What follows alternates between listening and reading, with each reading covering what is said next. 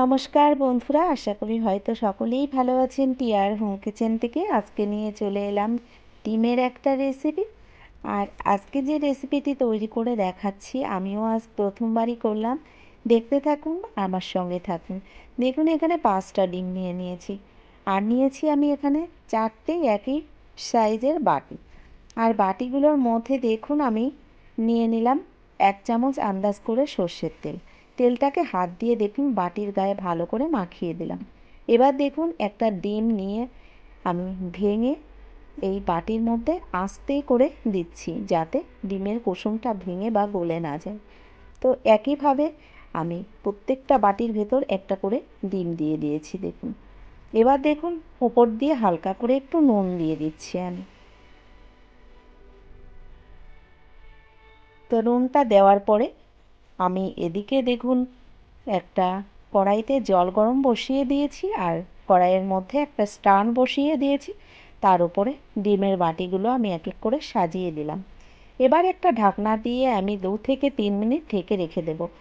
এদিকে আমি মশলাটা তৈরি করে নিচ্ছি। দেখুন, এখানে বড় সাইজের একটা পেঁয়াজ কুচি নিয়েছি, 8-10 কোয়া রসুন, তার সঙ্গে নিয়েছি একটা টমেটো, আর নিয়েছি কয়েকটা কাঁচা লঙ্কা। একটা পেস্ট বানিয়ে নিলাম। আর ততক্ষণ দেখুন ডিমটাও সিদ্ধ হয়ে গেছে।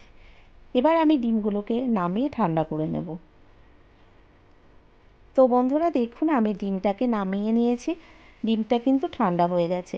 এবার একটা থালার মধ্যে দেখুন বাটিটা আমি হালকা করে একটু ধাক্কা দিলেই ডিমগুলো সুন্দরভাবে বেরিয়ে আসছে।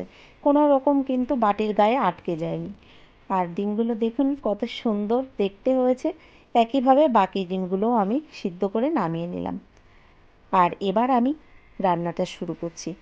তো কড়াইতে আমি তেল গরম বসিয়ে দিয়েছি। এবার দেখুন এক এক করে তেলের মধ্যে আমি ডিমগুলোকে ভাজার জন্য দিয়ে দিলাম।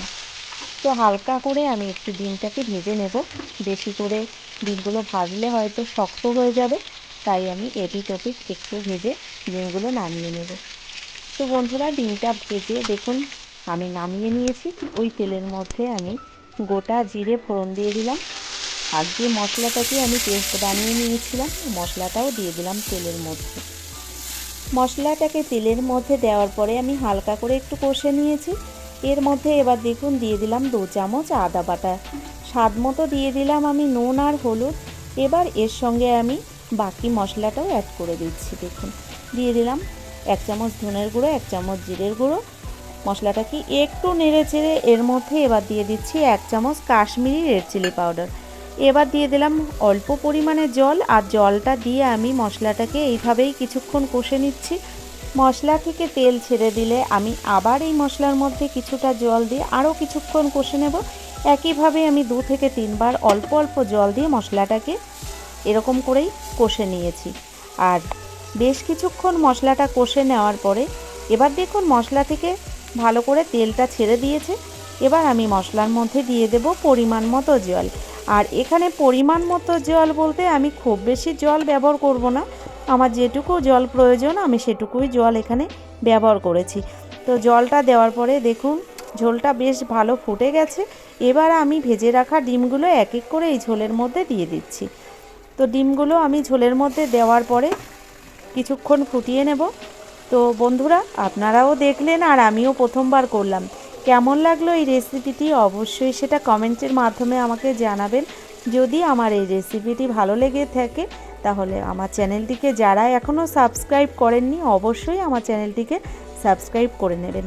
দেখুন ঝোলটা বেশ ভালো ফুটিয়ে নেওয়ার পরে আমি নামিয়ে নেওয়ার আগে একটু কাসুরি মেথি আর গরম মশলা ছড়িয়ে দিলাম, আর নামিয়ে নিলাম ডিমের ঝোলটাকে এভাবেই। তো দেখলেন একদম সহজ একটা রেসিপি, আর একদম অল্প টাইমের মধ্যেই রান্নাটা হয়ে যায়। তো বন্ধুরা, আজকের মতো এই পর্যন্তই। পরবর্তী ভিডিও নিয়ে হাজির হয়ে যাব। ততক্ষণের জন্য আপনারা সকলেই ভালো থাকবেন, সুস্থ থাকবেন, আমার সঙ্গে থাকবেন। অসংখ্য ধন্যবাদ।